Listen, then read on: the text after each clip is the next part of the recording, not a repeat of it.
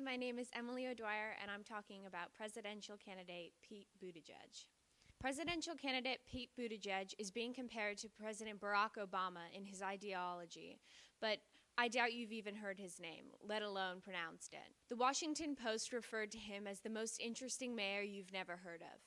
Elected mayor of South Bend, Indiana at only 29 years old, Buttigieg was re-elected with 80% of the votes in 2015, despite the fact that he came out as gay in the middle of the election. Buttigieg was a lieutenant in the U.S. Navy and speaks 7 languages, including Norwegian, not to mention he's also an author. At 37, he would be the first millennial president and the youngest president in history by 5 years.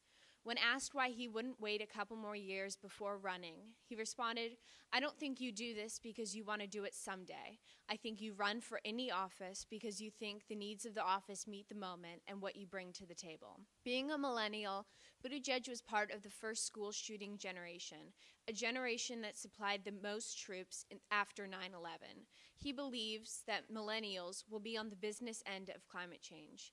Millennials are also currently on track to make less than the generation before them, which has never happened before. He believes that his generation and younger have the most at stake. Buttigieg was the first Democratic presidential candidate to appear on Fox News.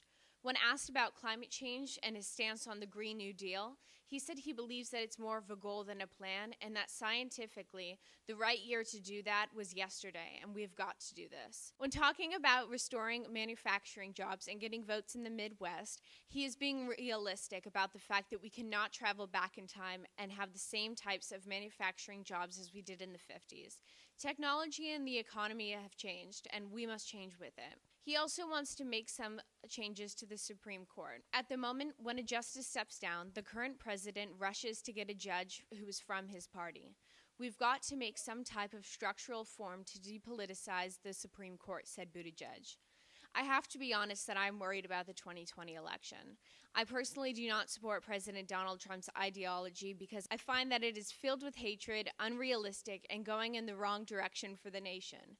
I do not believe that there has been a strong Republican candidate for the president for some time.